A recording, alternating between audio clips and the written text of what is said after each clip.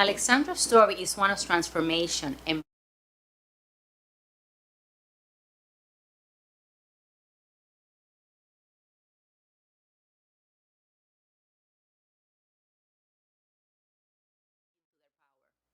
through her work, she has built spaces where women feel empowered to embrace who they are and who they are becoming.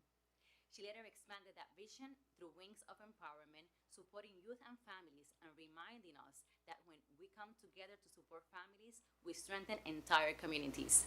Alexandra is also a best selling author, sharing her journey so that others can find the courage to begin their own. And through her leadership with the Long Island Women Chambers of Commerce, she continues to open doors for women across our region. Alexandra, you remind us that transformation is always possible, that within every woman there is the strength to grow, to step into her power, and to become something even greater than she imagined. And I hear it all the time. People talk about how you make them feel supported, inspired, and confident in themselves. That is something very special about you, Alexandra. Thank you for your advocacy, your vision, and for lifting so many along the way. Thank you.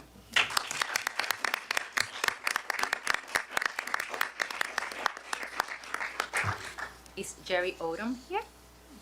No? Okay, so then let's see if she comes later, then I'll go ahead with the next one. And finally, we're supposed to be finally, but not finally, I would like to recognize Dr. Rebecca Grella.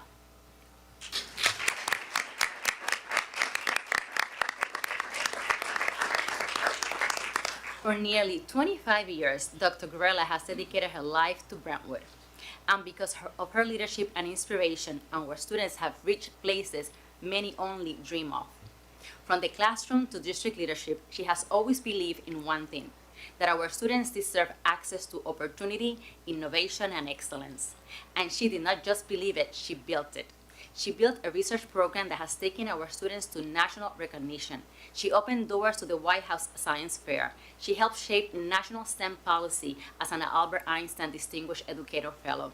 What makes Dr. Grella truly special is that even with all of this accomplishment, her focus has never changed. It has always been our students.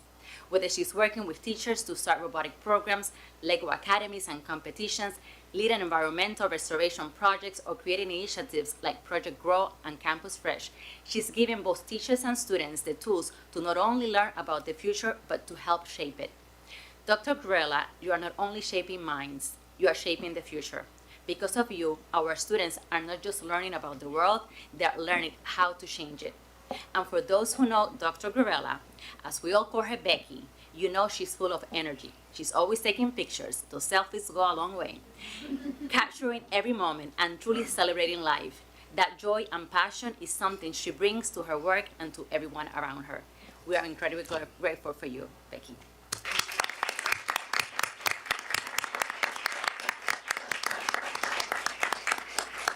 Okay, and now finally we have someone here. Jerry Odom, can you please come up?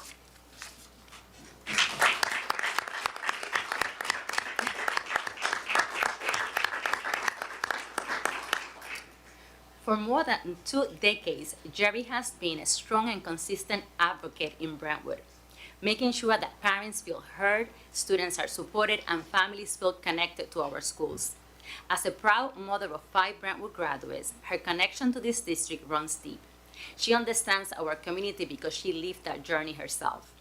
Recently retired after 32 years of dedicated service as a nurse at Nassau University Medical Center, Jerry has spent her life caring for others, both in her profession and in our community. Through her leadership in the PTA at every level, she has worked to bring families into the conversation, to build trust, and to create a true sense of belonging. Her advocacy for students with disabilities has made a lasting impact, ensuring that all children have access to the opportunities they deserve. She has also been recognized for her extraordinary leadership with the New York State PTA Honorary Life Membership Award, the New York State PTA Distinguished Service Award, and the Peg Davis Leadership Award. And now she continues to make history as the first Caribbean woman appointed as in the incoming Region Director for Suffolk Region PTA for the 26-27 school year. And beyond the PTA, she continues to show up, supporting programs and strengthening this community in so many ways. But if you know Jerry, you also know this. She brings energy, she brings humor, and she brings life into every room she walks into. And now that she's retired, we all have to watch out because she's just getting started. Thank you so much, Jerry.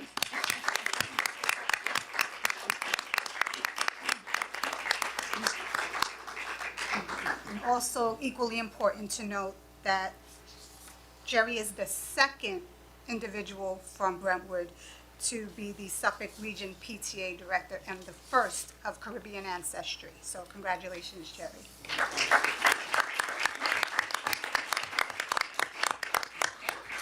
And you will all receive a certificate from the Board of Education that reads, "In honor of Women's History Month, we proudly recognize and celebrate your exceptional leadership, dedication, and service to the Brentwood community.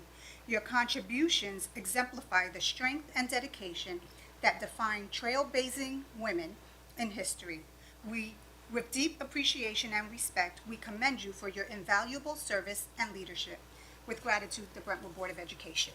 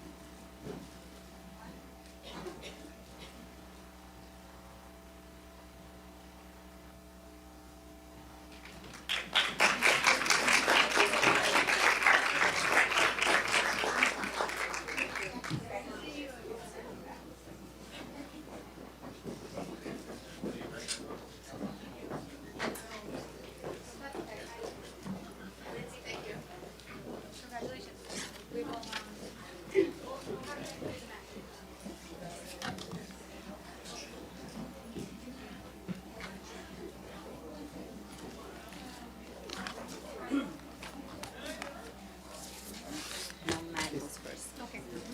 Becky's mom and dad, I think, are here. Yeah. My paper got one.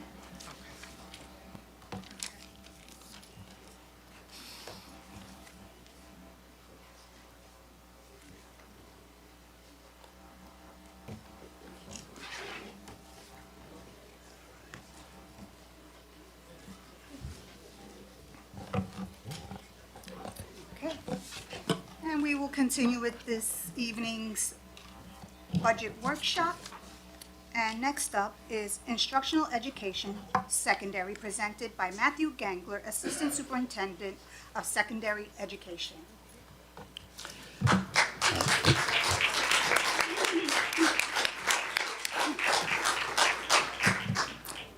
Good evening, everyone. Thank you, President Felix, members of the Board of Education, cabinet members, administrators, staff, school community, both here in the room and those who are watching in their homes. Welcome to tonight's presentation for our secondary budget presentation. Tonight, I'd like to go ahead and take you or walk you through a journey here.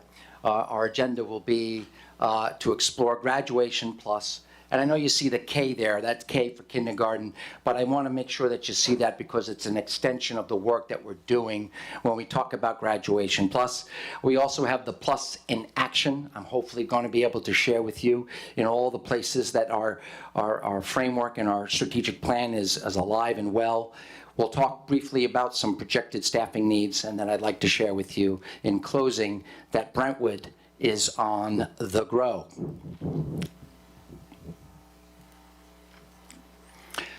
So we are familiar with our core strategic plan. We have seen the framework. We know that planning with purpose helps us with acting with impact. Brentwood moves from the framework to the core strategic plan, and I'm excited, as our colleague Dr. Leone in a future presentation will go more in depth about all of the accomplishments and how Graduation Plus has impacted our district. But I want to really start with how that it's not just an idea. It starts much earlier. We were recently privileged to see Young Authors Night, which was a theme of My Plus, My Legacy, a thread on our school tapestry. And I think what really is exciting is that Graduation Plus is a reality.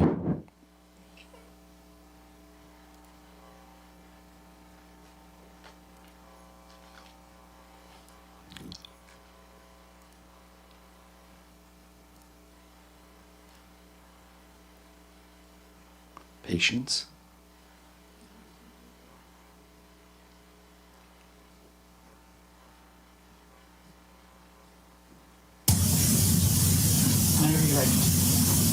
I am Matthew. I am learning to be a superhero. I make my mark in kindergarten by helping my friend.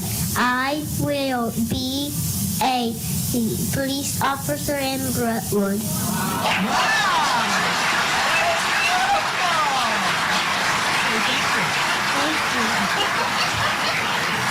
That was absolutely beautiful. Is this one on? Am I on here? Yeah. Okay, great. That was beautiful, Matthew. Our next class project is also a book from Ms. DeMarco's class, and it was turned into an audio book with a page read by each of its. Okay. On the stage are Lizette and Daniel. All right, that was a little extra. What I wanted to capture, of course, was Matthew, who's a kindergartner, and of course, I was attracted because my name's Matthew too. But the idea is that our Graduation Plus is not just about our kids walking across the stage on their senior year. It's about the idea that we instill in our kids that at a very young age they begin to believe who they are and what they want to become. I am good.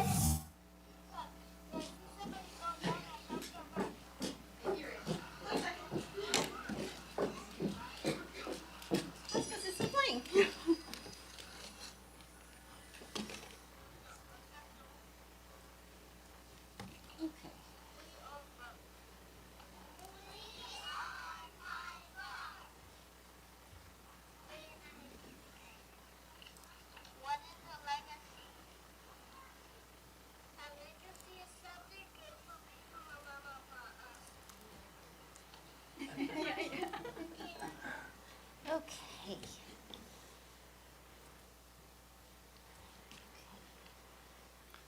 Share. I'm gonna share screen too again. Share. Actually, stop here. Continue, share sound.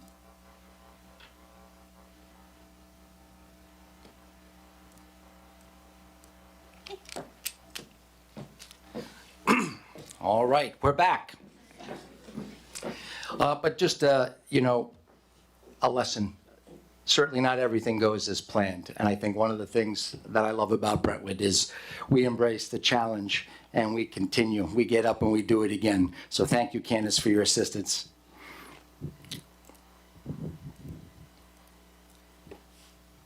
Okay. All right. So Graduation Plus starts much earlier than Cross the Stage. And when we take a look at this photo up here, we know that Graduation Plus at its core is simple and about providing more of our students for, preparing our students for life beyond graduation.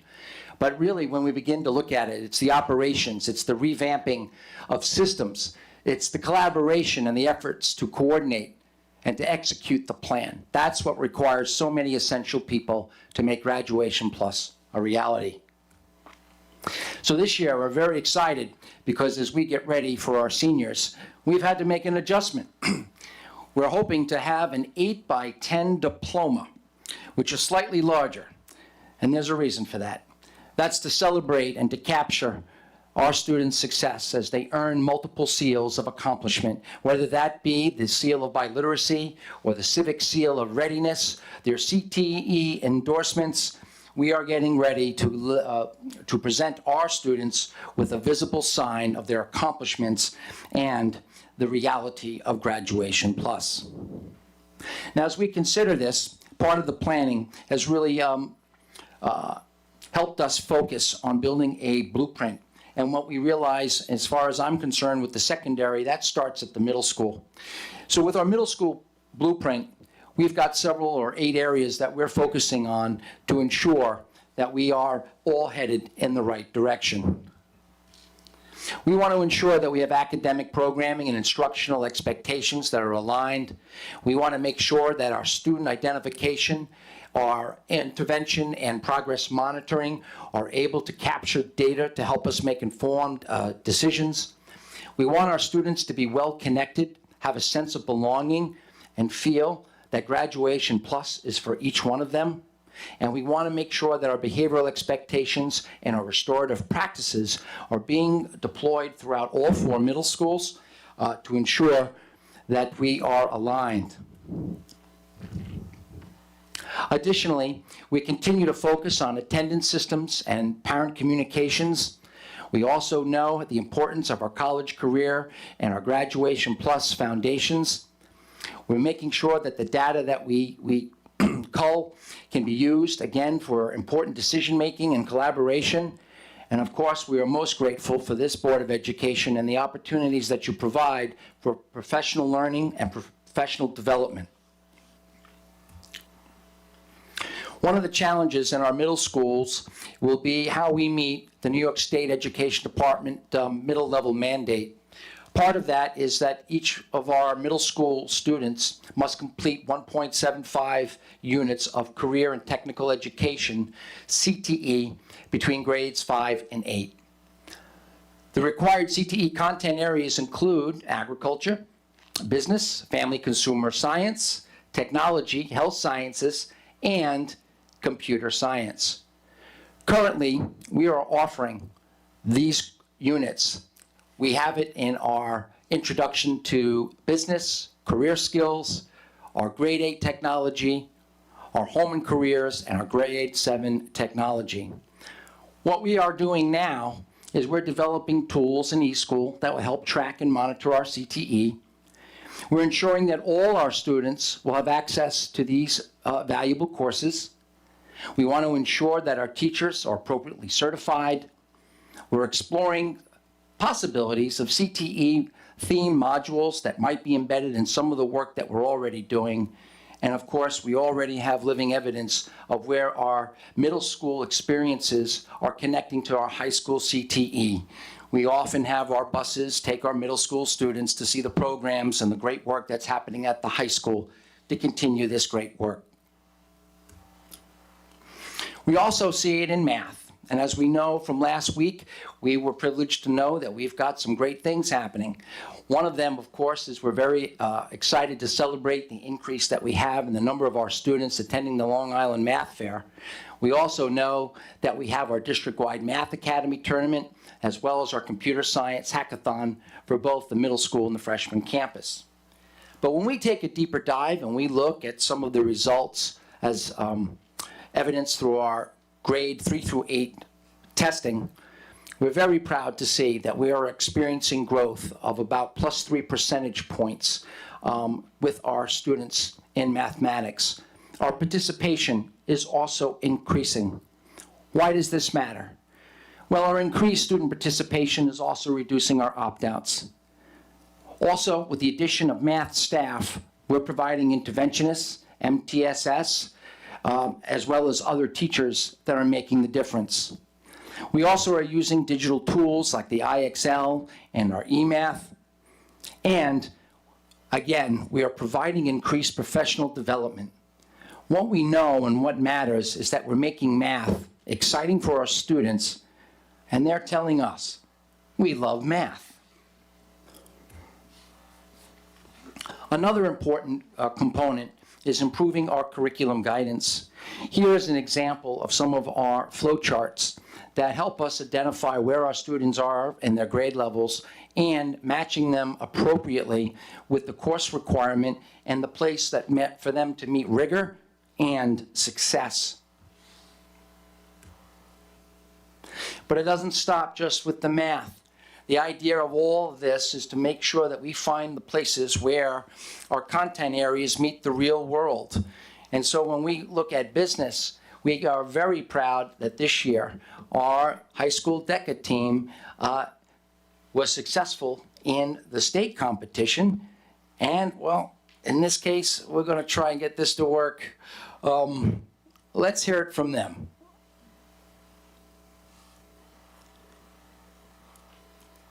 Thank you to all of the Brentwood family that has supported us the entire way. We couldn't have done it enough, but we made it and we're going to Atlanta. So congratulations to our high school DECA team. Also Ken Carrion. I know I have Anthony Ketterer here, and all the folks that played a vital role at our high school for preparing our students to go ahead and to compete with schools from all across the country. This is something that which we are most proud. Thank you to all of the Brentwood.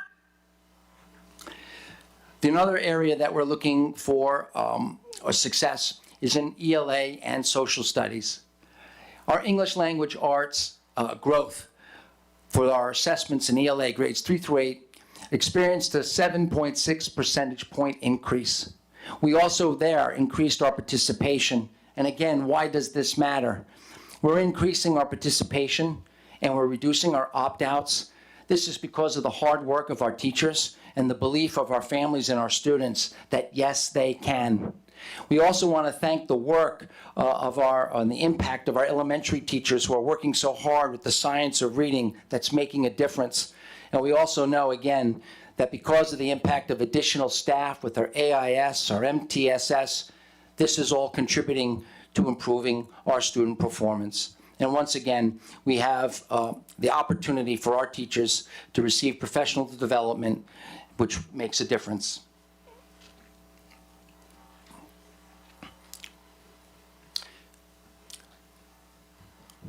So last year, we talked about the planned pilot. This year, we have got something great to report. The planned pilot is a performance-based learning and an assessment opportunity where our teachers, our district leaders have come together, pairing skill and commitment. We have made a framework for ELA.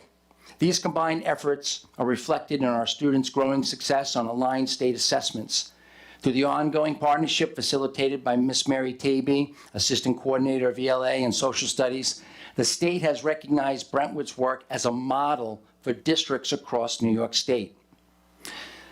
These graphs show that the overall picture is that students engaged in the planned pilot consistently outperformed those who were not across multiple measures and subgroups.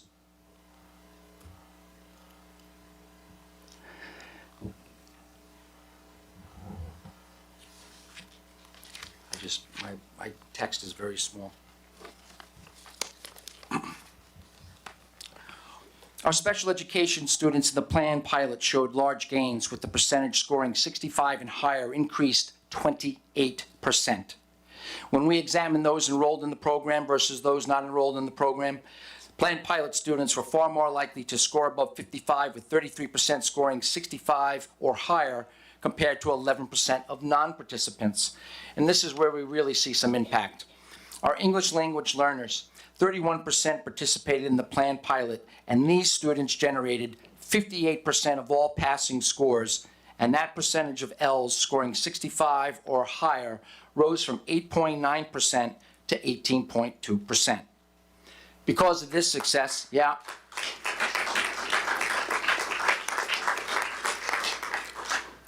Because of this success, Brentwood is leading the way, and we are the model for other schools. And we're looking to develop plans for applying this model to both our math and science. Additionally, this year we're very excited to present that our students, our seniors, will be graduating with the seal of civic literacy. The seal recognizes students who show strong civic understanding and meaningful participation in civic learning. And these domains highlight that civic readiness is not just about knowing content, it's about applying it. On the right, you can see examples of how students can earn the points towards the seal, and these include performances on social studies Regents exams, service learning, and participation projects, as well as research or capstone work. But overall, the seal encourages students to engage thoughtfully with real civic issues and prepares them to contribute actively to their communities.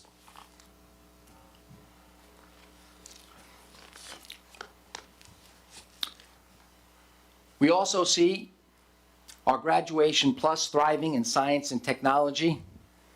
Campus Fresh was a resounding success. There we combined space, 12-foot aeroponic grow walls, and dedicated students and staff, where we produced and delivered over 80 pounds of lettuce. We also created a unique agri-tech and agribusiness program, which is the first of its kind for Long Island freshmen.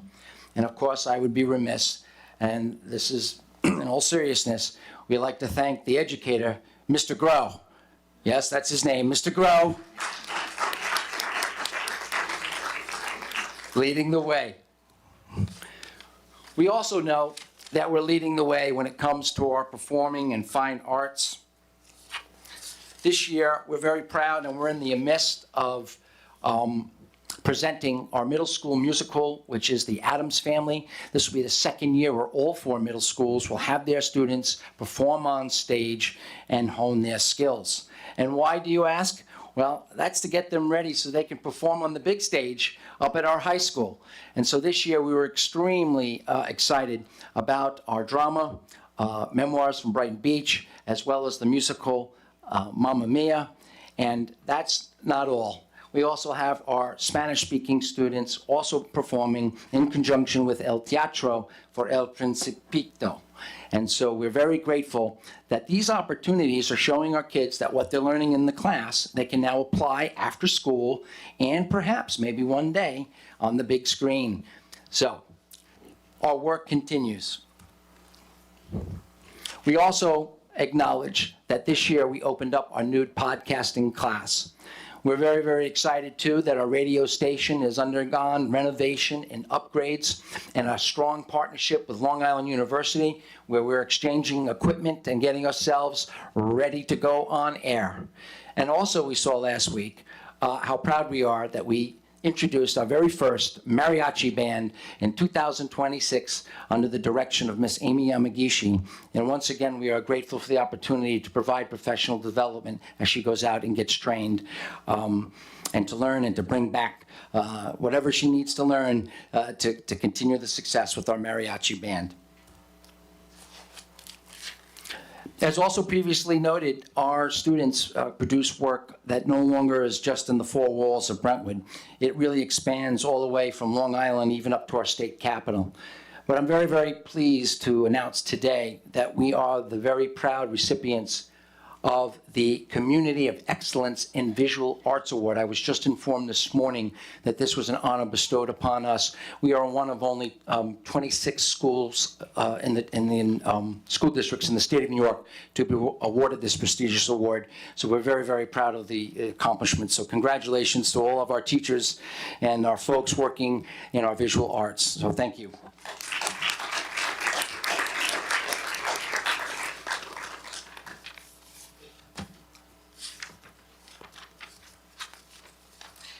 And of course, we couldn't complete this presentation without acknowledging the hard work and the efforts of all the folks, our parents, our students, our music teachers, administration, this Board of Education, for all their work and effort, and to our very proud Green Machine, who won first place in the large School 2 competition in Syracuse. What we know is that it really does take a village, and we're so grateful for all the folks that had a role and a hand in this exciting thing. This is not just about competing. This is also about creating memories. I have to tell you that there have been about a dozen or so students, both alumni, who still talk about Green Machine years ago. And it's something that once you get is irreplaceable. So we really appreciate and we applaud all the efforts of our Green Machine, and congratulations for our large School 2 champions.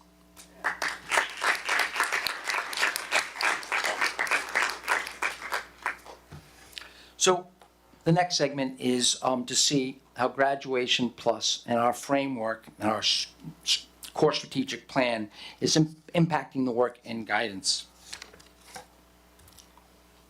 This is the second year where we endeavored to commit ourselves to a week in November for our college and career readiness. This is part of our district college and career campaign.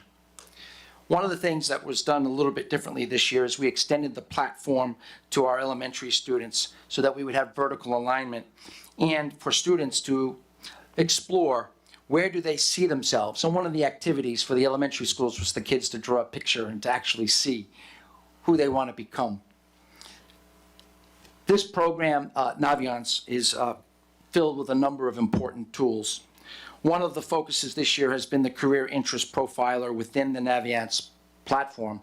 And while we explored our interests and our preferences last year, this one allowed students to answer 60 questions in a questionnaire format, which helped identify their personality traits and then link those personality traits to all types of different jobs that would be compatible with those traits.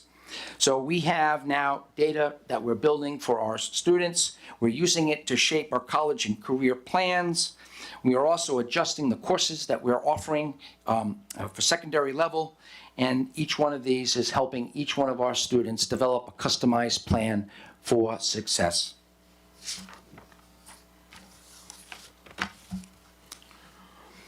And it doesn't stop there. This year, we are CTE and New York State approved in Brentwood.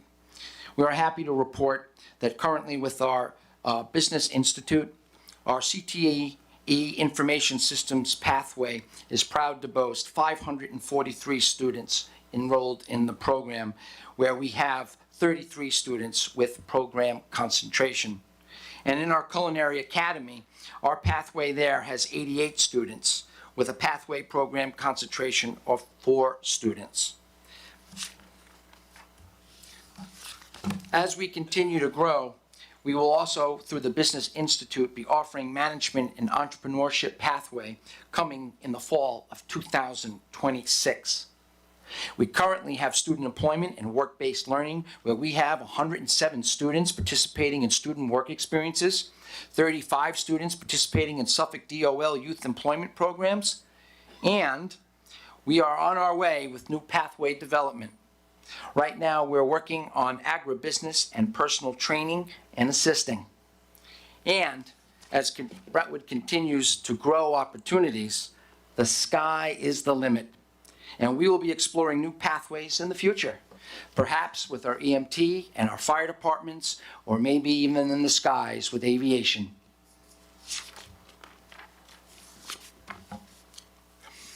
One of the things that we're also extremely proud of is the opportunity we offer our students with dual enrollment and college credit earning programs. One of the things we were able to do is to not only increase the number of our students participating, but also the diversity of it. One of the things that strikes me right off the top is at 23-24, we had around 850 students enrolled in our Suffolk Community Beacon program. That number now boasts 1,092 in 2025-26. We're providing our students with choices, and they're graduating with 20, 30, and up to sometimes 40 college credits ready to go on to post-high school. I also want to say that I'm very excited about the fact that in areas where we didn't have programs, we are very proud that we have through our SUNY Empire University, brand new this year, 15 students. We also have 45 enrolled in our Syracuse University SUPA program, and we have added and increased our manufacturing and welding through Suffolk Community. We're up to 7 kids there, and a total of 11 in our advanced manufacturing and CNC manufacturing program at Suffolk Community College. We're offering our kids real opportunities to learn and grow.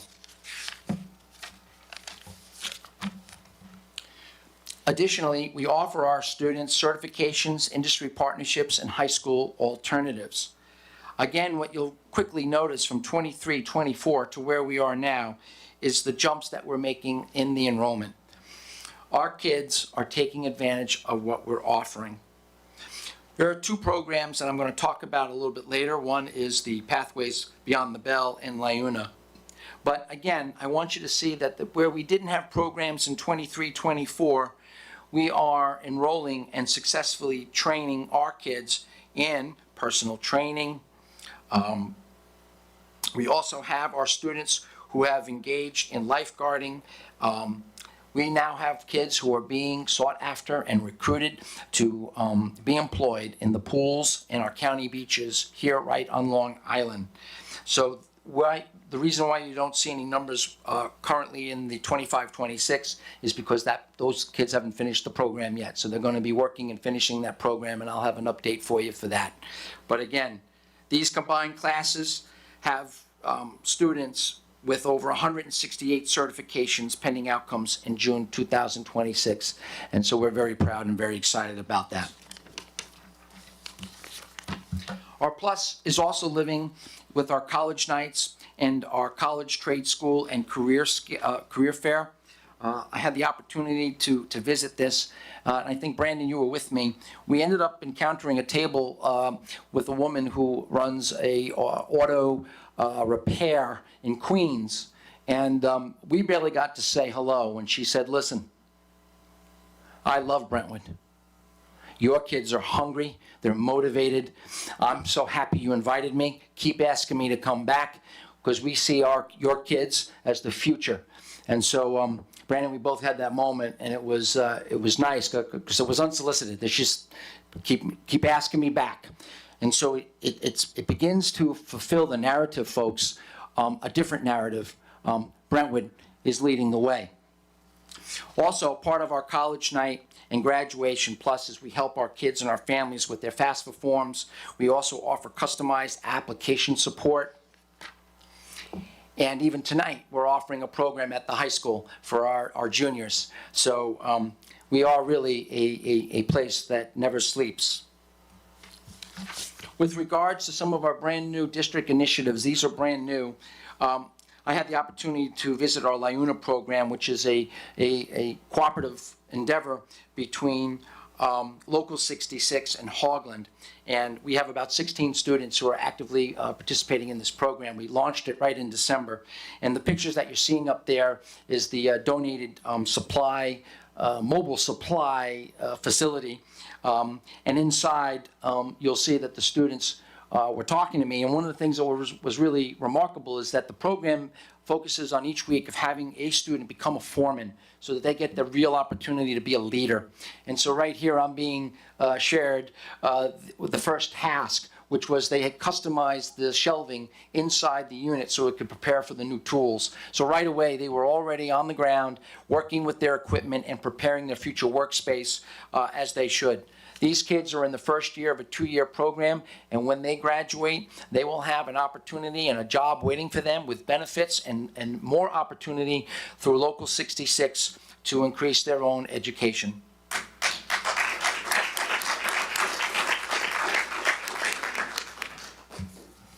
We're also very pleased to announce that this year, another district initiative was Pathways Beyond the Bell.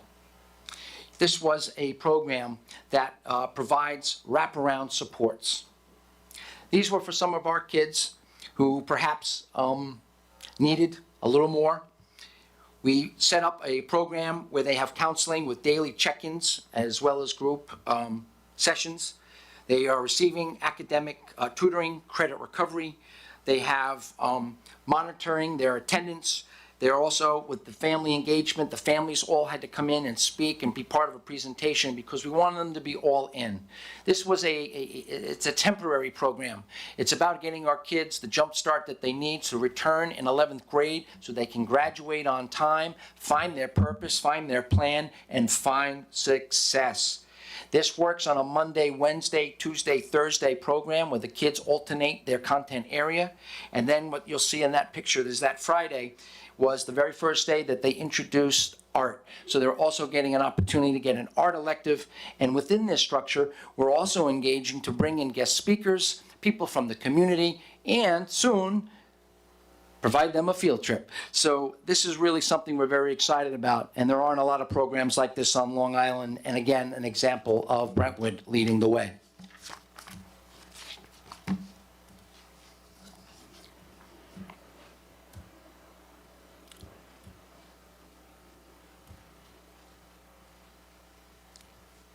Okay.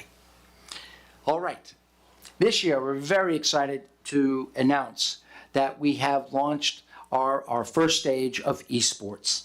This is part of a competitive team-based video gaming. It offers school districts an innovative way to boost student engagement. It also allows for competition within these programs to build teamwork, other skills, and also build lasting self-confidence. Essentially what we did was we were able to go ahead and bring in a vendor that helped provide training for our tech teachers, both at the middle schools, the freshman campus, and our advisors at the high school. And the dream here is to go ahead and to start slowly with building our own Brentwood esports competition here on the island, and then open the doors to possibly set up a varsity team where we can compete nationally. So it's, again, another example of giving our kids an opportunity to compete in areas that have not been traditional. And it's an opportunity for our kids, of course, to experience success.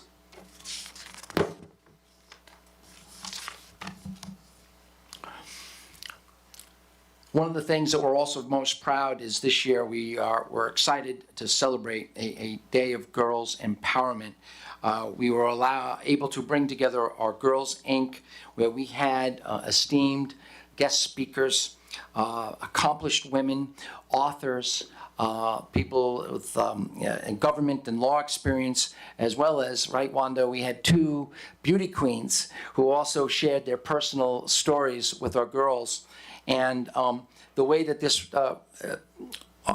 event was designed is that we were able to come together and go into breakout rooms, and it was really a great way for our kids to connect and to build the confidence and to say, you know, I matter. I have a plan and I have confidence, and there are people that we can celebrate together. And so it was very fitting, and it's very fitting for this evening as we continue to celebrate women's history, that we continue to empower our students. Also, very important to acknowledge that our MBK Alliance of Brentwood has been running incredibly successfully. We're boasting around 181 MBK scholars, grades 6 through 12th grade, which is really incredible. Yeah.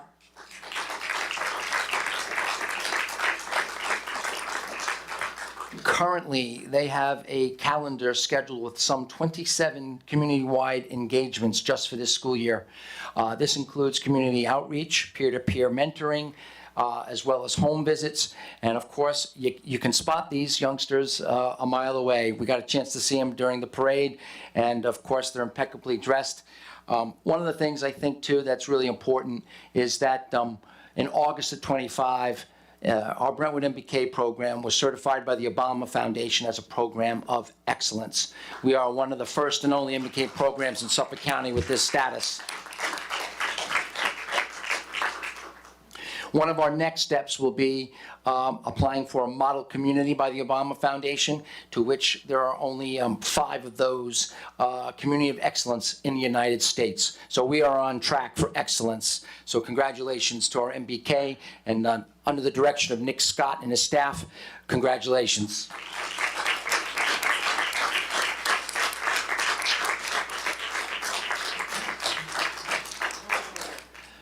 So, Hello, I'm Brian, and I'm from West Middle, Brentwood, MBK. And MBK has helped me a lot with being a better person, and it's also helped me a lot with speech. It has made me a better talker, and it's also helped me become better in school and helped me become determined in stuff like homework and like tests. Like if I get scared or something, they teach me how to just calm down. Thank you. right?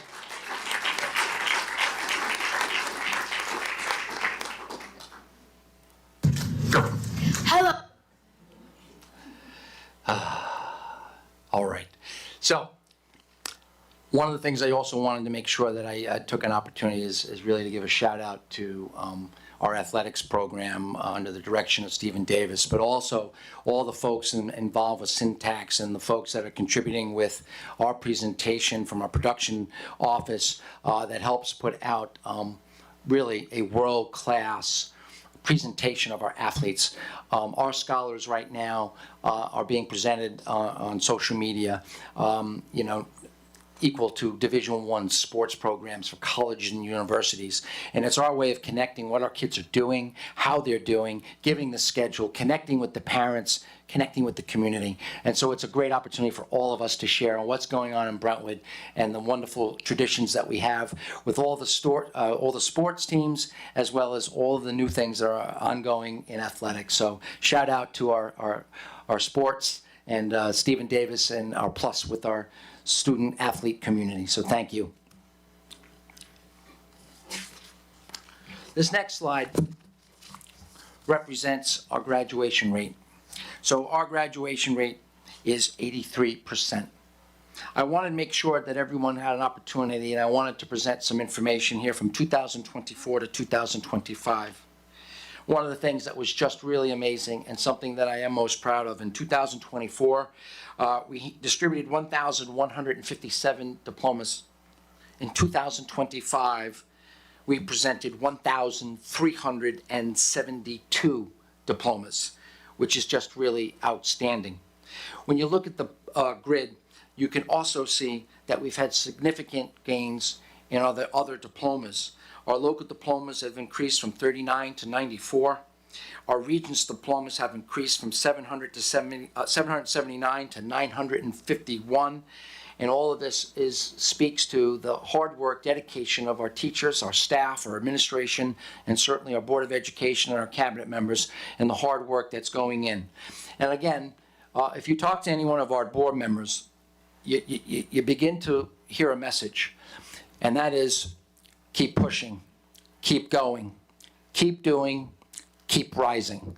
So we appreciate your consistent message of inspiring our kids, inspiring our staff, that we don't settle. We push because we're Brentwood. One of the things, too, that I wanted to share is that, there's a section in the circle that says still enrolled, which is 8%. And one of the things that's really remarkable is that 8% still enrolled references that we still have seniors who are part of our English language learners program, who are working hard to complete the requirements that they need for graduation. And their situations have not been easy, and many of them have not arrived, or they've arrived at many different times. And we really applaud that they're here and they're with us. But it's just a lens for us to think about, that when we compare ourselves sometimes, or other people compare them with us, that many other schools don't have that still enrolled piece. But it's about what we offer our kids, and it's about the care we take to ensure that we prepare our kids that when they leave us, they're in good hands and have a good, strong foundation for success. So it's just something I wanted to share with everybody regarding our graduation rate.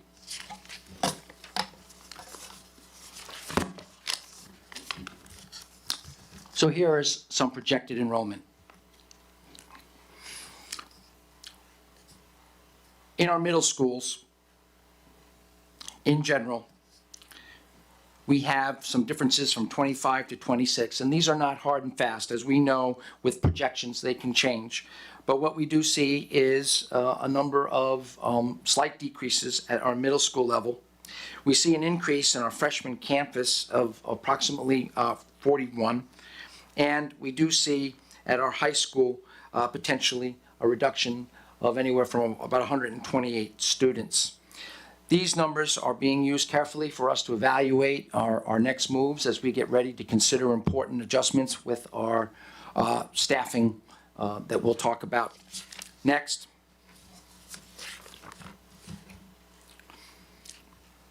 Our middle school profile is basically 4 middle schools, east, south, northwest, with an enrollment of about 3,878 students. Because each school has slightly different populations, we have slightly different variations. So I wanted to capture that here, that we have roughly 70 to 80 gen ed teachers at each of our buildings. We have 10 to 14 special ed teachers at each of the buildings, and we have a range of 8 to 12 E&L bilingual teachers at each of our middle schools. We're shepherded by 1 principal and assisted with 2 assistant principals. We have been very fortunate. We have an ELA and a math MTSS support teacher. We have 1 librarian per building, 4 guidance counselors, 1 full-time social worker, 1 full-time psychologist. We have additional AIS TOSAs that support our 6th grade in ELA and math. We have digital literacy teachers, 2, and a restorative coach at each one of our middle schools. As we progress to our freshman campus, we have roughly an enrollment of 1,280 students. We have roughly 76 teachers, gen ed, 7 E&L, 16 special ed. We have 1 principal, 2 assistant principals, 2 MTSS staff members, 1 math interventionist, and 1 restorative coach. We are supported by 3 deans, a high school librarian, 5 guidance counselors, and 2 full-time social workers and psychologists. As we approach high school, our enrollment, approximately 4,353 students. We have 235 general education teachers, 28 bilingual, 28 E&L, and approximately 42 special ed teachers. We're fortunate to have 1 principal and 1 associate principal for the day, and we have 1 evening high school principal. During our day program, we have 5 assistant principals, and for our evening program, we have 1 evening high school assistant principal for evening high school and for adult ed. We're very fortunate to have content experts, administrators, our department heads, 7 of those at the high school, supplemented by, complemented with 8 deans, 4 librarians, 22 guidance counselors. And with those guidance counselors, it's important for us to note that we've also provided specialization. We have 2 of our guidance counselors that work with our college room. We have 1 guidance counselor that worked with HYPE, and if I could just give a shout out, Sarah Trecoche informed me today that it was just, I believe the other day, that our guidance counselors did a presentation for superintendents across Long Island on how we handle human trafficking. And it's another example that in these areas, Brentwood continues to be asked to lead. So very, very proud of that. We also have 1 at-risk guidance counselor. We have 6 social workers and 5 psychologists, and only 1 restorative coach at the high school. And so, our staffing requests. As you will continue to see, we are approaching a time where we will see, I think, a considerable amount of retirements. Right now at the high school, due to retirement, we're looking to replace 5 teachers, 2 librarians, and 2 guidance counselors. My recommendation for your consideration for the high school is for the implementation of 2 reading coaches to support the work that we have going on at the high school, as well as 1 bilingual restorative coach. We have 1 for the building, but we believe that we'd be beneficial to have 1 both at the Ross and 1 at Sonderling, given the immense amount of work. At the freshman campus, we have 1 teacher to be replaced and 1 speech teacher to be replaced, with no new requests there. And at our middle schools, we have 2 replacement retirements at East Middle School, 3 teachers, 1 counselor at North Middle School, 2 teachers at South Middle School, and 4 teachers at West Middle School. My ask for the middle school level is we currently have a TOSA that works with long-term Ls split between 2 of our buildings. I would like us to possibly consider a TOSA that would then also support long-term Ls at the 2 other middle schools for additional support.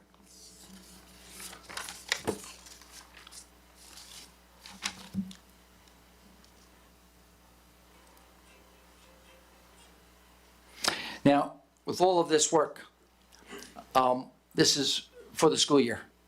I just had to make sure that I had an opportunity to share that this doesn't stop. We have developed an incredibly robust summer program with our Excelsior program, our moving up to middle school, which is our 5th graders from the 11 elementary schools, or 9 elementary schools moving into 6th grade. We have our athletic opportunities. We've got cheerleaders, twirlers, volleyball, and swimming. We also have STEM programs. We have our music programs that operate at the high school, as well as our summer school and our Regents Prep. We continue to provide our families opportunities for our kids to thrive. And lastly, folks, and I thank you for your patience, I want to share a quick thing. I had a conversation with somebody a little while back and about the fact that it's quite a lot that we're doing. It's actually, I haven't covered everything. Each and every day we put out blasts to let the folks know what's going on at secondary. But I thought about how cool it would be if we could have an infomercial to really kind of capture how Brentwood continues to grow. And so without any further ado, I share with you this. In Brentwood, we aren't just sitting in classrooms, we're launching into the future. Everywhere you look, our district is on the grow. From brand new tech lab renovations to the sound of drones buzzing in the air. Things are changing fast. We aren't just learning about the world, we're building the skills to lead it. Check this out, we're getting drone certified. Thanks to our partnerships with the Cradle of Aviation and Vaughn College, we're earning real-world credentials before we even graduate. And the competition? It's heating up. Our Science Olympiad teams are expanding, and the first LEGO League is bringing robotics to life, teaching us how to code, collaborate, and compete. Welcome to Brentwood's on the move. We think Math and ideas Business can really launched the change perfect pitch. This feature 50 students are off to the Hofstra Math Fair, and ELA bridges the Graduation Plus mission into Young Authors Night. We are Brentwood proud. Science here is getting real. We've got new digital microscopes in every single middle and high school. And get this, our teachers are working with Stony Brook scientists on research straight from Antarctica.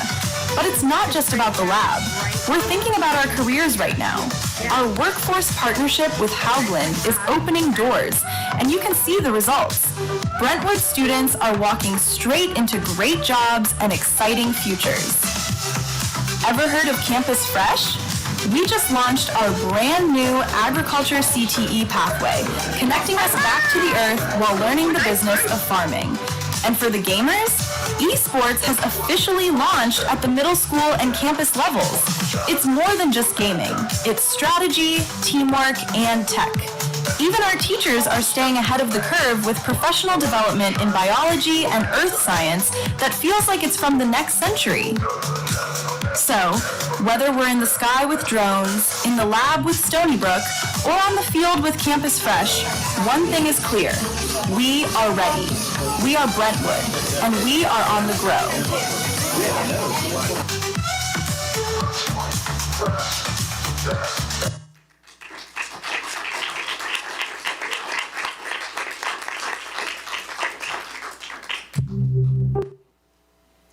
Of course, none of this happens in a silo. This is not possible without the support and the wonderful relationship of ideas, that we can take an idea and we can make it a reality. I'd like to thank the Board of Education.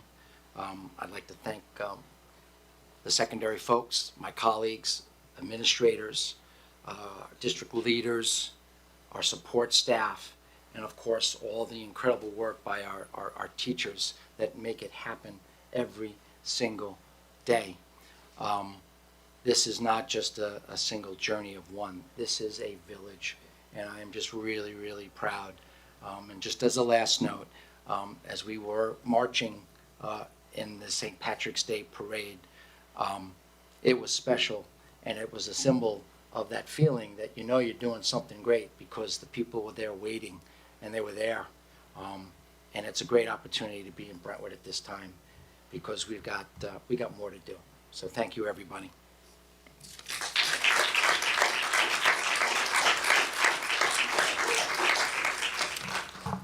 Thank you, Mr. Gangler. Thank you so much for that presentation. You know, I always, you know me, I always have some takeaways as I'm listening to you all present. And some things that came to my mind is that we're leading into excellence, right? And, you know, none of this happens by accident. It's by intentional conversation between the Board of Education, the superintendent of schools, which then filters down to the cabinet and then into the teaching staff and the coordinators and the department heads. And there has to be a level of buy-in for this to be successful. And I think we have it at this point in time. I really, truly do believe it. And it's evidenced by DECA in its second year already going to compete internationally, right? With Dr. Grella when we were discussing how to build an agricultural program, and some of our neighboring partners didn't really have the room or space for us. And we were discussing it. She said, I'll bring it in-house. Let's bring it in. And there goes Campus Fresh. The mariachi band, which is Mr. Perez's baby. He wanted that. All of these things, Campus Fresh, only initiative on Long Island here in Brentwood. Mariachi band, only initiative here in Brentwood. You see the thing? See where I'm going with it?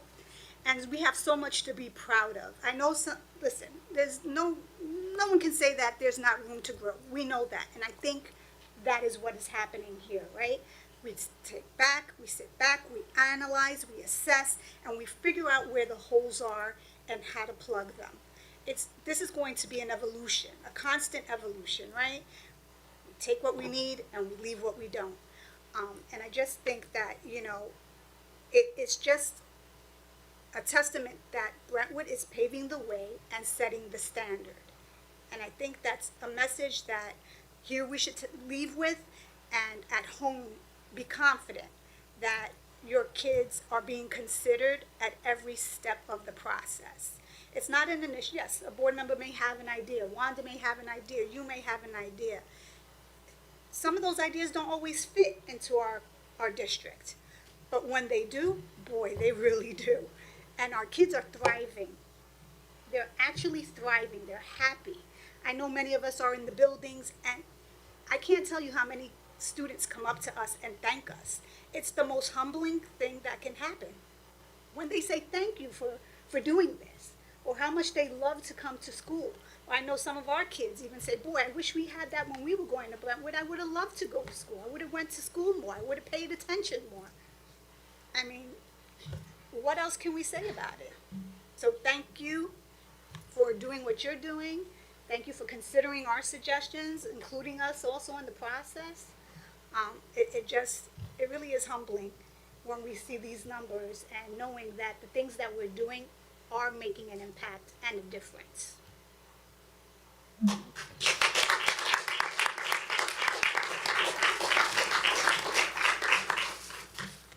Thank you, Matt. Wonderful presentation. As Eileen mentioned, we are leading the way. We really are. I want to thank my cabinet for the amazing work that you do every day. The educators, the administrators, all the staff, because there's one thing that is real here is that we believe in our students. And when you believe in them that anything is possible, they believe it too. And that's why you see that they're also motivated and inspired to do the work that they're doing. Because educators are right there in front of them, right? But if they don't feel inspired, they're not going to do the work. And we see it. And we're all going on the same direction. And I love that. I love to see that. And as you mentioned, the board has a lot of ideas. I mean, and you can see them. They're there. They're there. Right? We're producing all of those ideas with the work of everyone that is here.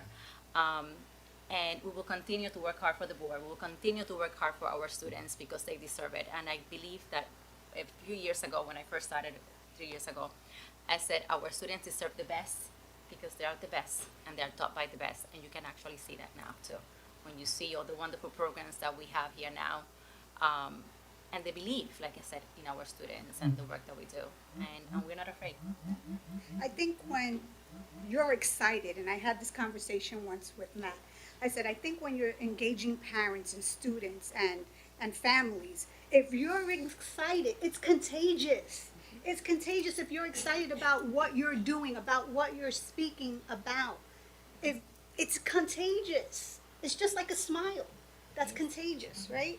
So we have, as a board, when we're speaking to our parents and our students and staff and to you, we have to be excited as well and convinced also that we know we're doing the right thing for our district. Yes. So get excited, guys, when you're speaking to people. When you're out there speaking to your parents, get excited because they're going to feed off of that energy.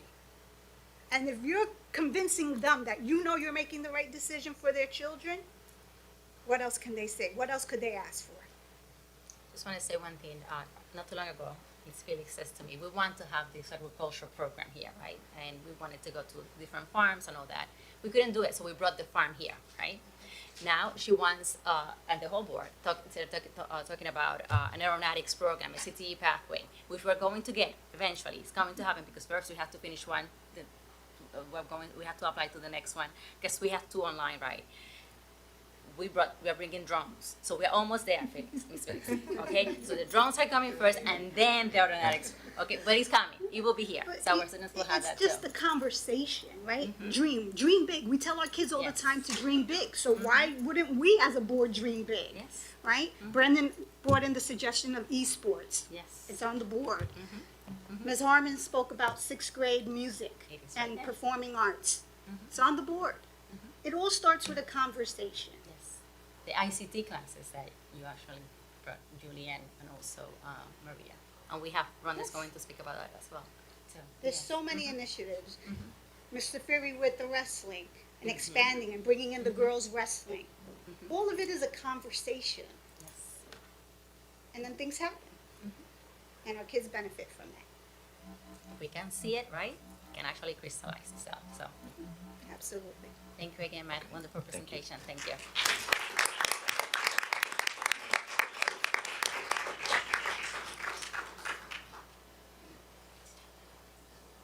As I sit here and I think about it, I'm starting to try and figure out where we could fit a barn, and then we could get cows here, and really bring it all together. Well, you never know. I mean, how much cheaper would it be for us? We don't even have to buy milk anymore. We could just teach the kids how to milk the cows. I don't know. I think it's a good idea, Matt.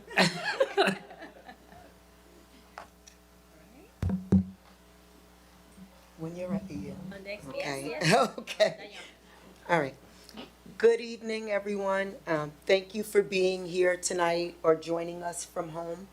I'd like to begin by thanking our Board of Education and Superintendent, Ms. Wanda Ortiz Rivera, for your leadership and unwavering commitment to equity, inclusion, and excellence for all students.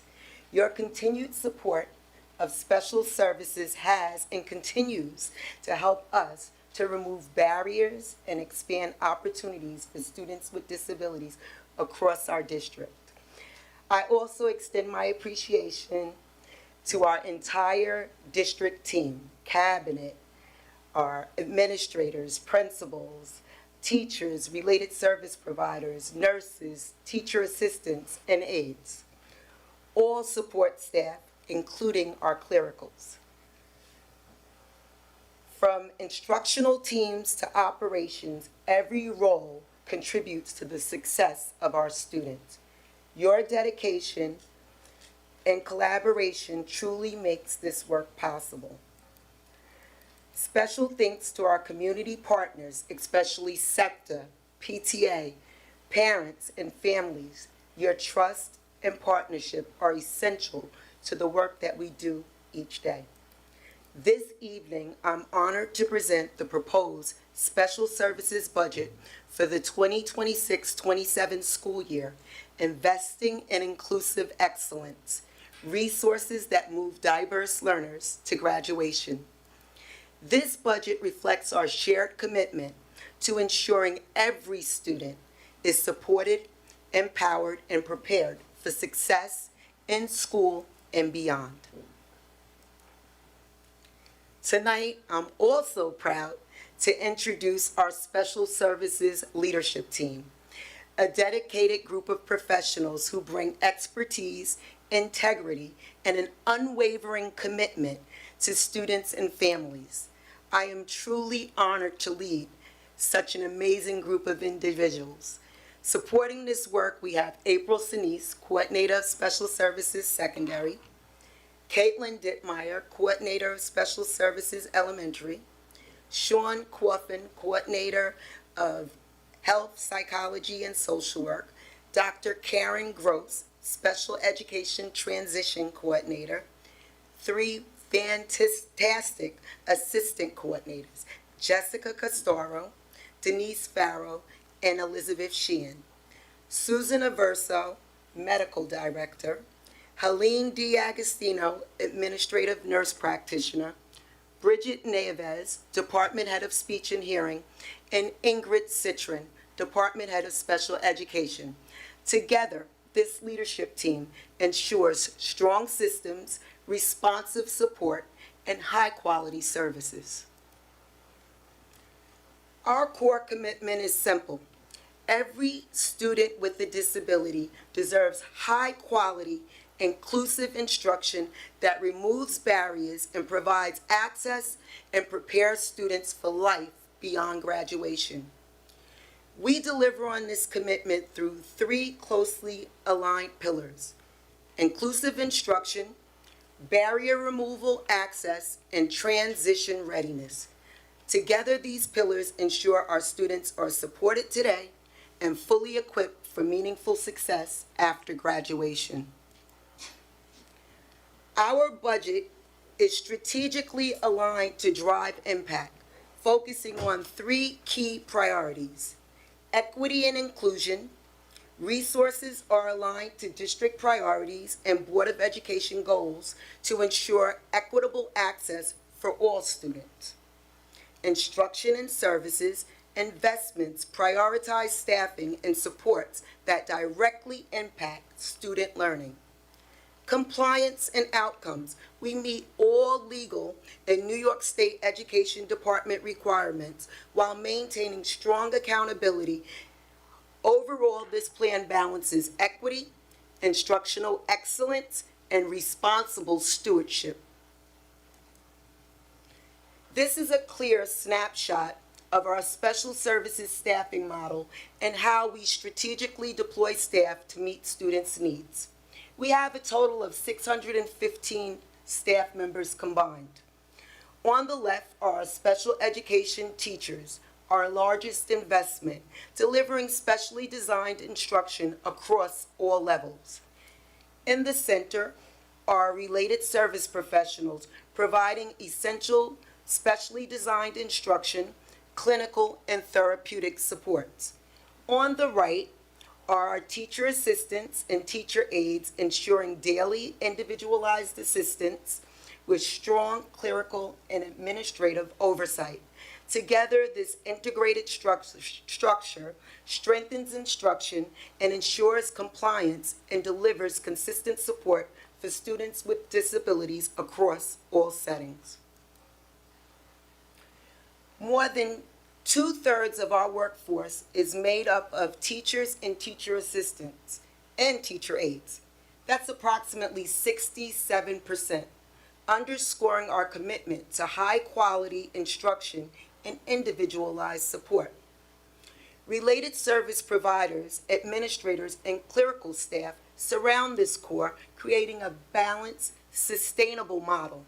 Together, this structure allows us to respond effectively to the diverse and complex needs of our students.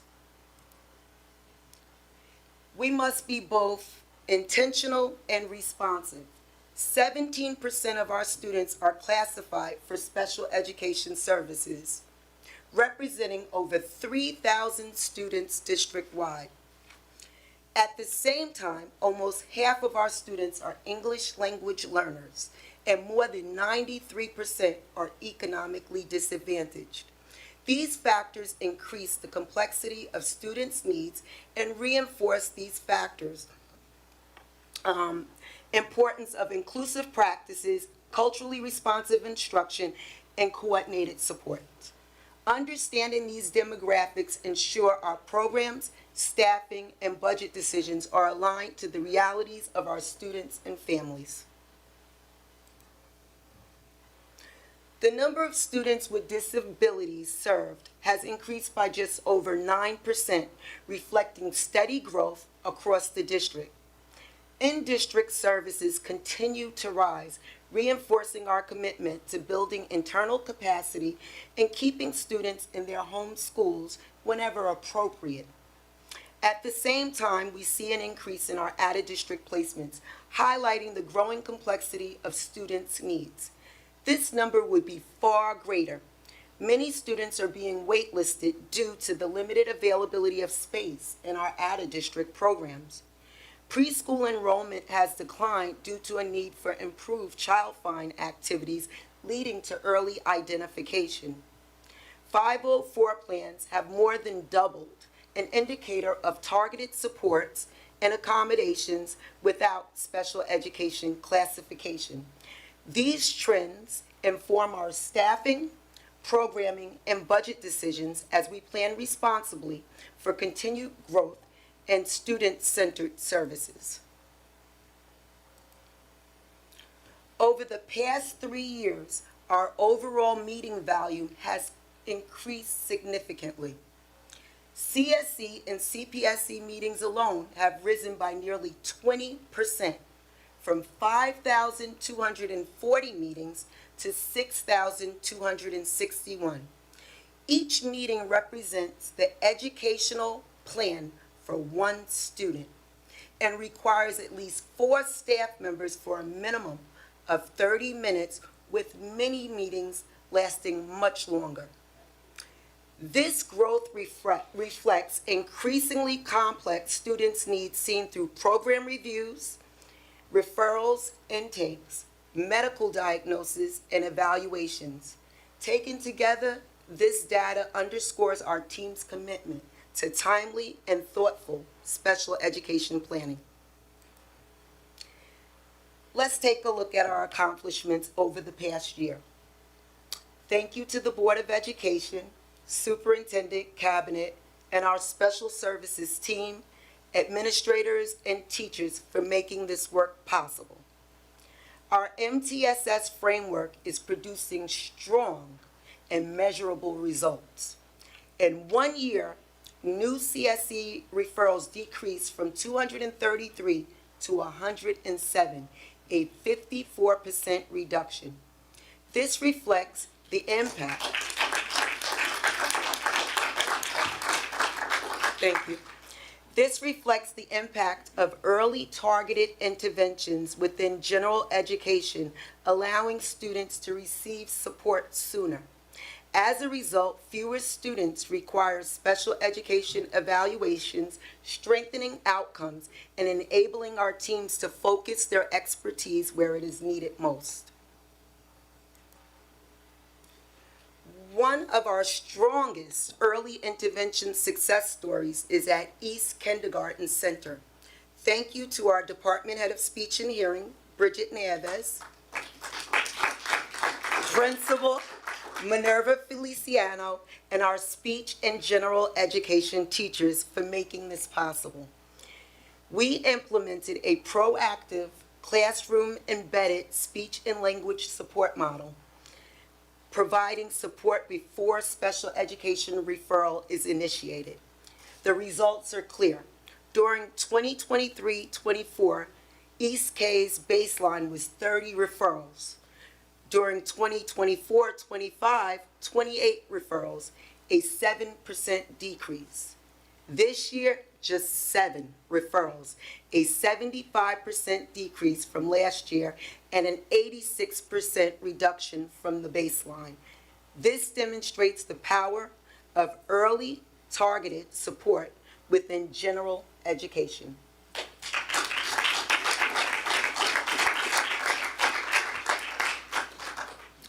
The at-risk speech push-in model at East Kindergarten Center continues to show strong, sustained results. We are seeing clear reductions in both higher levels of intervention and special education referrals. Teacher-requested speech screenings have decreased significantly. During 2023-24, there were 77 requests. By 2024-25, 44 requests, a 43% decrease. 2025-26, 11 requests, a 75% decrease from last year. Overall, this represents an 86% reduction since implementation, highlighting the effectiveness of early embedded support. The data is clear. Early identification and intervention are key. Collaboration drives this work, with speech-language pathologists and teachers supporting students together in real time. Supports are embedded within daily instruction, not delivered in isolation. As a result, we strengthen prevention, reduce the need for higher-tier interventions, and improve outcomes within general education. During the 2024-25 school year, Laurel Park piloted a speech push-in model for Level 3 special education classes. Thank you to Department Head Bridget Nieves, Principal Dr. Eric Snell, and our SLPs and teachers for making this possible. Due to its success, the model continues this year with plans to expand to additional schools. Push-in therapy is an evidence-based approach with SLPs working directly in classrooms, embedding support in daily instruction rather than pulling students out. Key benefits include learning in context, improves generalization and retention, peer modeling builds communication and social skills, and curriculum alignment supports academics without loss of instruction. This work is implemented through 3 key approaches: team teaching, station or center-based learning, and small group support. This model ensures students remain in core instruction, practice skills with peers in natural settings, and reduce stigma. It is inclusive, collaborative, special education in action. This slide shows the push-in instruction in action during our Hispanic Heritage Month. Students explored culturally relevant fruits, and they wrote about it, they talked about it. They were able to express things that they were similar with based on the taste of certain fruits. So it was a really, really good experience for our kids. Last year, with the support of our Board of Education Superintendent, Cabinet, principals, and teachers, we made a strategic investment in inclusion. I especially would like to thank Ms. Caitlin Dittmeyer, Coordinator of Special Services Elementary, April Sinise, Coordinator of Special Services Secondary, Department Head Ingrid Citron, and our previous Assistant Superintendent of Elementary, Ms. Ann Palmer, current Assistant Superintendent Stacy Burdett, and Matthew Gangler, principals, teachers, and all for their commitment toward this work. Integrated co-teaching at the elementary level grew by 108%, from 12 classes to 25 classes at the elementary level.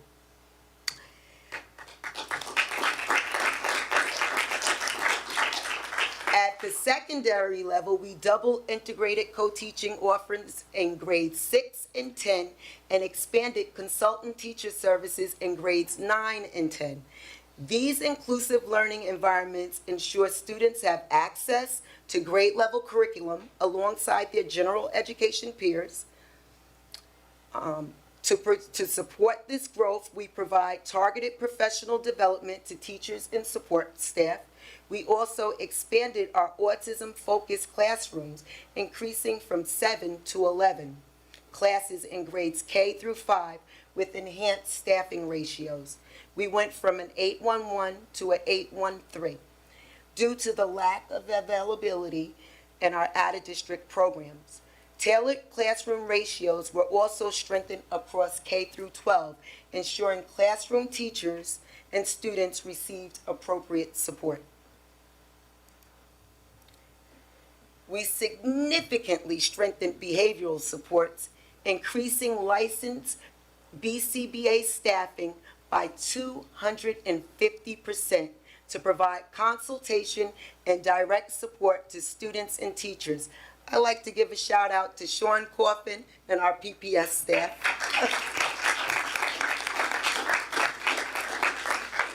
We developed social emotional learning supports specifically for students in level 4 classes. In collaboration with English Language Arts, we expanded the use of evidence-based reading interventions, including Spire and Sonde, to strengthen literacy outcomes. With the help of Denise Farrell and Paula Ribeiro, we streamlined the new referral process by providing an updated protocol emphasizing the use of MTSS. In collaboration with Human Resources, we implemented trauma de-escalation training using the GCN platform and increased hiring support staff. We enhanced coordination of related services in occupational therapy, physical therapy, and speech to improve consistency and service delivery. Thank you to Jessica Costaro and Bridget Nieves for your profound advocacy.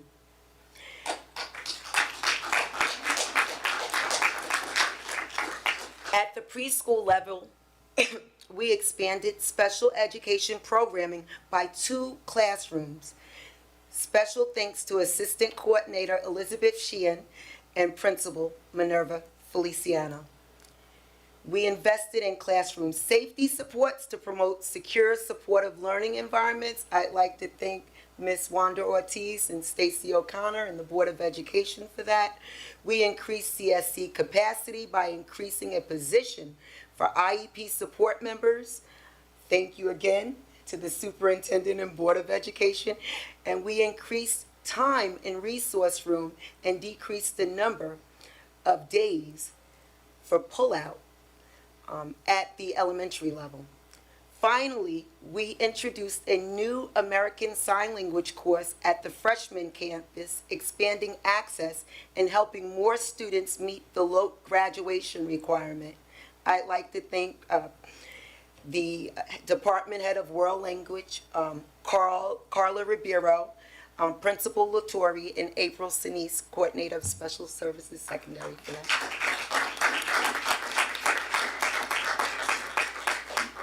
Brentwood Union Free School District is recognized statewide for leadership in transition planning for students with disabilities. Thank you to Dr. Karen Gross for her hard work and commitment towards improving transition outcomes and making our district vision a reality. we have implemented a student-centered transition outcomes in making our district vision a reality.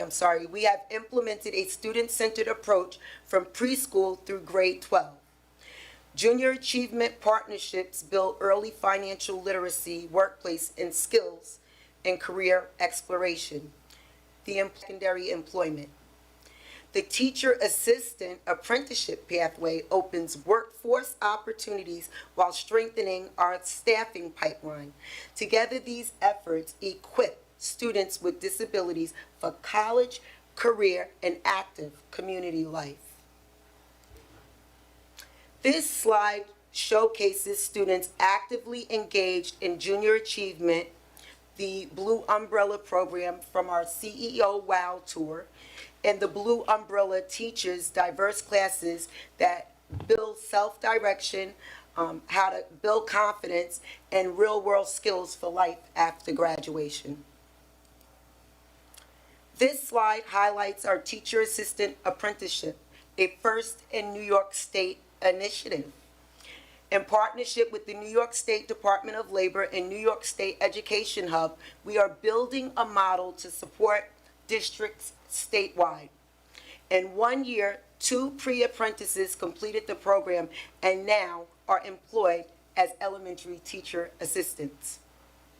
A key strength in this structured support is including our partnership with CSEA and a mentorship model led by experienced teacher assistants. The program continues to grow with 12 pre-apprentices in the pipeline and additional candidates expected this year. With secured grant funding, we are able to launch, sustain, and expand this program, strengthening our workforce and creating opportunities for students in this community. Through our employment training program, students gain hands-on work experience in in-district settings. The student pictured is currently working as a monitor at Southeast Elementary through this program. The focus is on building foundational job skills and supporting transition to paid employment.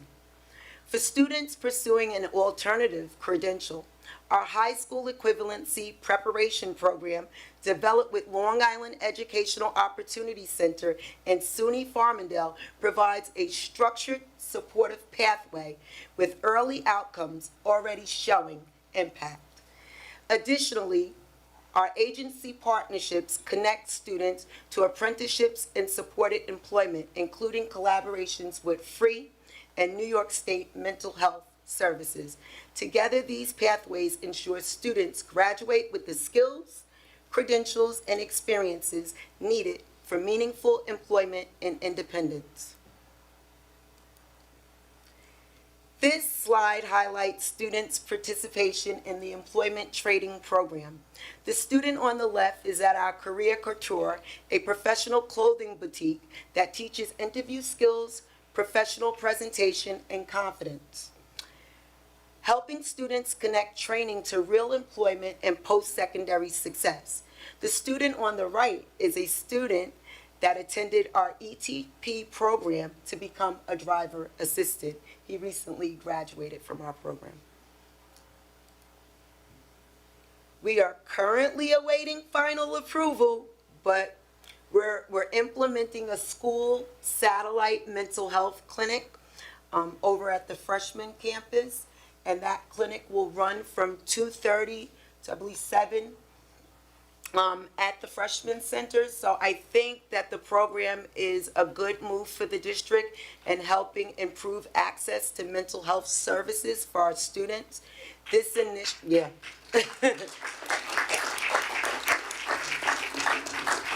This initiative will provide on-site support, help reduce the barriers that students may face when seeking help.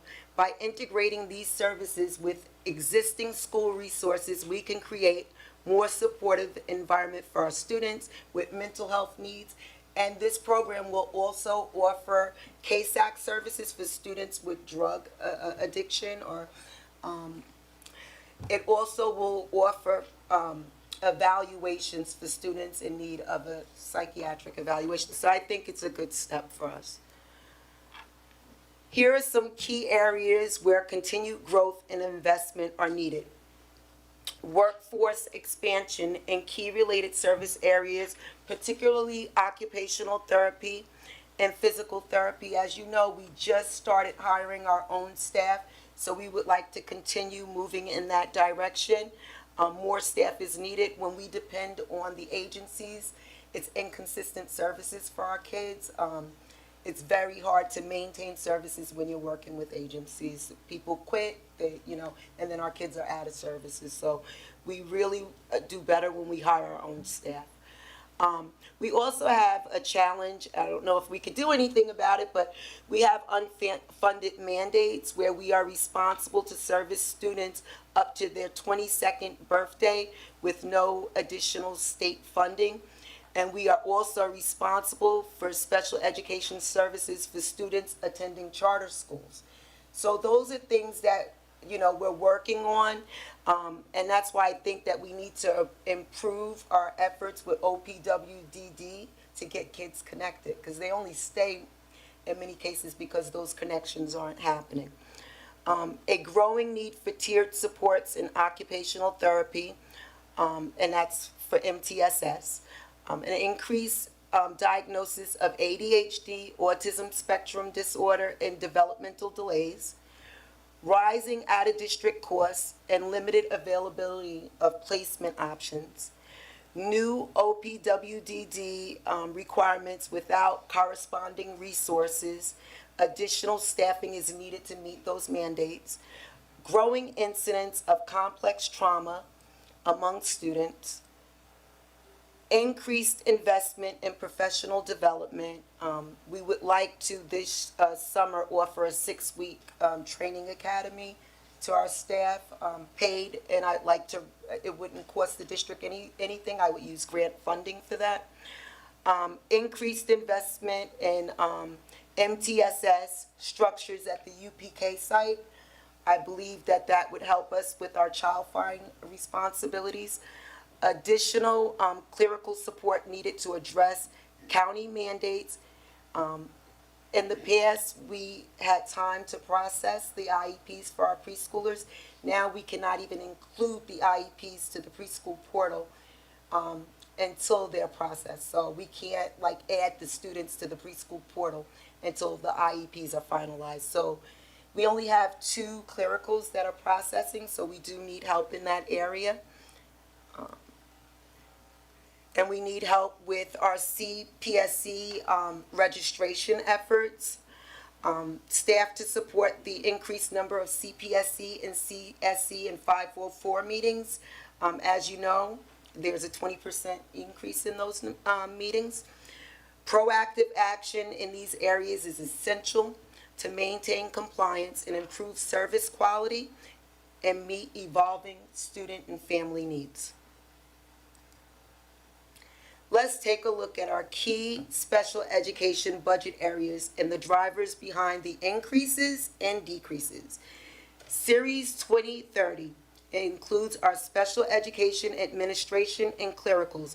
We are projecting a $2.4 million budget, which is a 5.6% decrease from last year due to retirements that allow us to fill positions at lower rates without service gaps. Series 2250 is our program handicap for students with disabilities. This is our largest investment area, covering special education teachers, agencies, BOCES, private placements, aides, TAs, clericals, support staff, BCBAs, health aides, OTPT, mileage reimbursement, and materials and supplies. We are projecting a $109.3 million budget, which is a 6.77% increase due to salary increases, increased agency staffing, new OTPTs, and BCBA positions, BOCES, and materials and supplies. Series 2251 is Medicaid. This area includes Medicaid billing accountant clerks, with a projected investment of $109,353 budget, a 20.2% increase tied to staff code transitions with offsets built into Medicaid reimbursements. Series 2255 is our learning disabled. This includes resource room teachers, resident students attending parochial schools, and instructional materials. With a projected investment of a $6 million budget at a 7.83% increase, primarily due to salary increase and materials and supplies. Series 2260 is our speech services budget. This covers speech teachers, supplies, materials, PD, and mileage reimbursement. We are projecting a $6.1 million budget, a slight decrease of 0.26% driven by retirements, lower placement salaries, and reduced reliance on contracted providers as in-district staffing expands. Overall, these budget shifts reflect intentional staffing decisions, cost containment where possible, and continued investment where students' needs are growing. Series 2815 is health services. This includes aides, materials, supplies, and mileage. We are projecting a $4.3 million budget, a 10.04% increase driven by salary increases and expanded health services for students attending out of district. Series 2820 is our psychological service. This includes psychologists, materials, supplies, and mileage. We are projecting a $3.9 million budget, a 14.64% increase due to salary increases and additional materials and supplies. Series 2825 is our social work services. This includes social workers, materials, supplies, and mileage reimbursement. We are projecting a $3.1 million budget, a 8.08 increase, reflecting salary increases and program growth. In total, special services investment is projected at $135.2 million, an increase of approximately $8.4 million, or 6.59% increase. This growth is driven primarily by increased BOCES enrollment, overall departmental expansion, and the resources we have intentionally invested to meet the needs of our students. Here is a brief look at targeted and predictable shifts in special education program costs from 2026-2027. State-supported placements increased by 13%, reflecting rising enrollment in the level of students requiring services. BOCES and private placements show modest growth of 3 to 4%, consistent with the regional cost trends and student movement. The only decrease is in parentally placed out-of-district students. Students attending parochial schools are down 10%, which helps offset increases in other areas. Overall, these changes reflect careful alignment of placements to students' needs while maintaining fiscal responsibility. We receive 2 grants, the IDEA Part B formula grants, support FAPE, a free and appropriate public education in the least restrictive environment for students ages 3 through 21. We received 2 grants, Part B 611 for ages 3 through 21. This year we received just over $5.4 million. And then we get the Part B 619 for ages 3 through 5. This year, we received $295,610. Most of this funding supports staff salaries and benefits directly tied to student services. Brentwood receives significant state support for special education. Through STAC, we recovered nearly $28 million this year. State supported and private placements, we got 80 to 82% reimbursement. High cost placements, we got about 43% reimbursements. Funds are received in 4 installments during December, March, June, and August, supporting stable budget planning. Overall, this reflects a strong partnership with New York State to ensure students receive the needed services.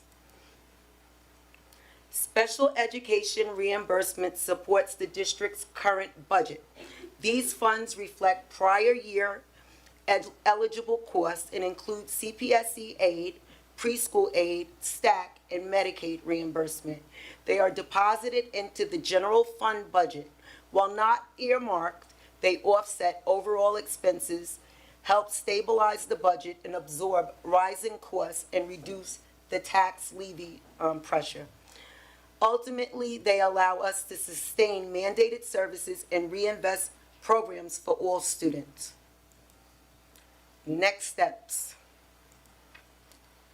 Our proposed 2026-27 staffing additions align to students' needs and service demands.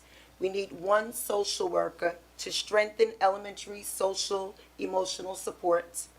We need 2 clerical staff for CPSE intake, registration, and OPWDD compliance. We need 3 psychologists to support preschool evaluations and reduce the backlog of OPWDD, making those connections. 5 occupational therapists and 1 physical therapist to address service growth in MTSS.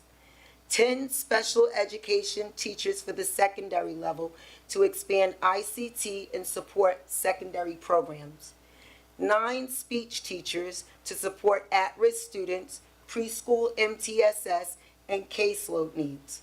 3 behavior specialists to support the intensive needs of our students that require discrete trial training because of the lack of space in our out-of-district programs. 2 teachers on special assignment to support CSE, CPSE, and 504 meetings. These additions strengthen capacity, improve services, and support students' outcomes. At the heart of this work are our students and the dedicated professionals who show up every day to ensure they are seen, supported, and successful. Over the past 5 years, together we have transformed special services through collaboration, innovation, and unwavering commitment to equity and inclusion. This progress is possible because of the collective leadership of the Board of Education, Superintendent, Cabinet, administrators, teachers, support staff, clericals, and the entire Brentwood community. While we are proud of how far we have come, our commitment does not stop here. We will continue to push forward, raise expectation, and do what is right for our students every day. On behalf of the Office of Special Services, thank you for your trust, your partnership, and your belief in the potential of every child we serve. Thank you.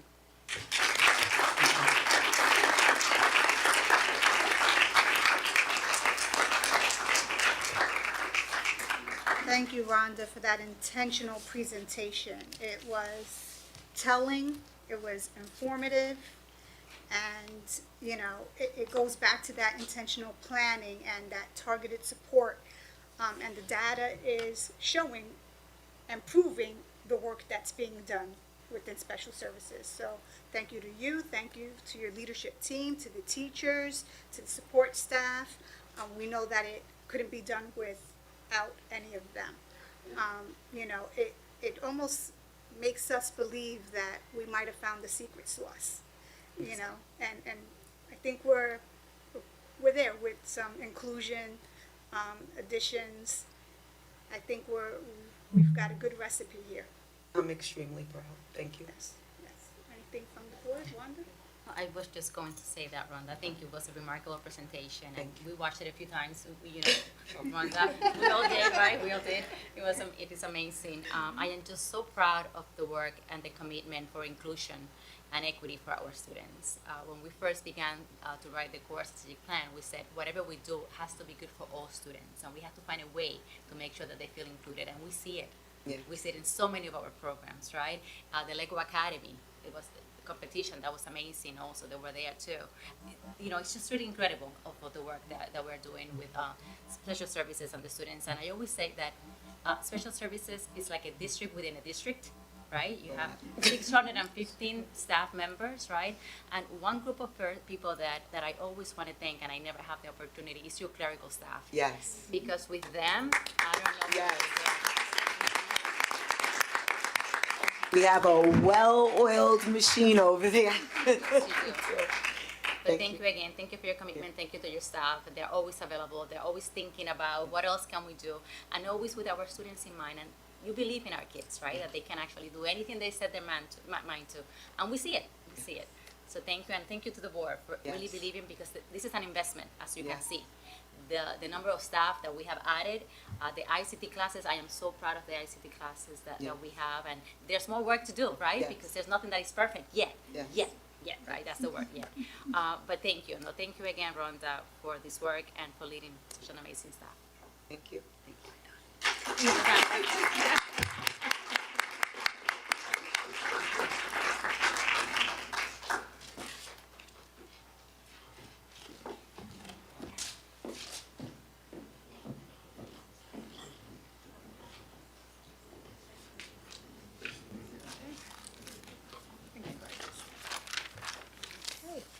Any questions, comments from the audience? From the board? No? All right. I need a motion to adjourn the meeting at 8:25 PM. Motion. Motion by Julie Burgos. I need a second. Second. Second by Cindy Seferi. All in favor? Aye. Aye. Opposed? So moved. Have a great night, everyone. Thank you for joining us.